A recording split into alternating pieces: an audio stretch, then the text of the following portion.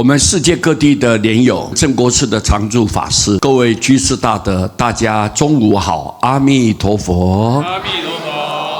很高兴啊，我们今天是义工日，每星期三我们大家在一块，为了道场来关心帮忙来协助，我们非常感恩。为了报答大家，所以师父特别写这一章来跟各位大家结个法缘。首先各位可以看持戒的秘诀是真实不虚，佛陀一定叫我们要修戒定慧，戒就排在第一个。你有持戒的时候，你不会颠倒，龙天护法一直护持着你，关照着你，这就是持戒的重要性。它的重点在哪里？它的核心最重要的部分在哪里？就真实不虚，就是你表里如一，内外要一致，讲话要坦白，要实在，就是真实不虚。做人也是一样，人前人后都一致的，这个就是持戒的重要性。只要你内心实在，讲话实在，做人实在，龙天护法都来扶持你，你的人品、你的品德、道德各方面都不断的在向上提升。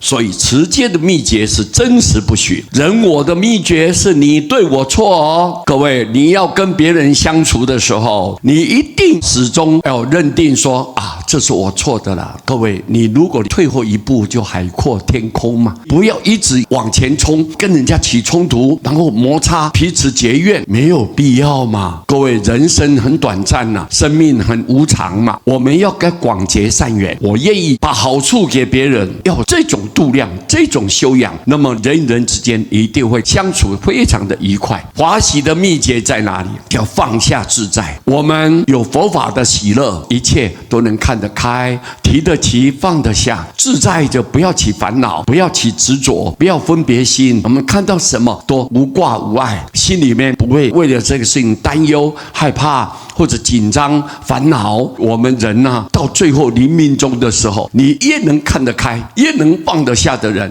你是越得到自在。自在就无挂无碍，走得很漂亮，走得光明磊落，非常轻松愉快。如果什么东西都要贪，外在的东西一直在贪求，在攀缘，这样的心性的人，各位，你放不下的，那个灵魂就走不开的。你是要救你的灵魂，这个肉体是个假象嘛，有一天一定会离开你的嘛，那个不是你自己嘛，灵魂才是你本人嘛。死没有结束的，是另外一个生活的开始。所以你的灵魂要离开这个肉体，要到另外一个世界。你越能看得开，什么东西都不放在心上，走得很洒脱，很漂亮，这个才真正要修行啊。修行重点在这里啊。你讲的多漂亮，话都会说，但是你都不能做，那不是真修行。所以各位，真正得到佛法的喜乐，它的重点就叫你放下，要自在，不要跟别人结怨结仇哦。对外在物质的贪求，我们尽量要减少，避免这些干扰，一定要注意。健康的秘诀在哪里？要少吃多走啊。很多老一辈的法师看到师父啊，他说：“哎，你精神不错，反应很快哦，讲话也很通畅。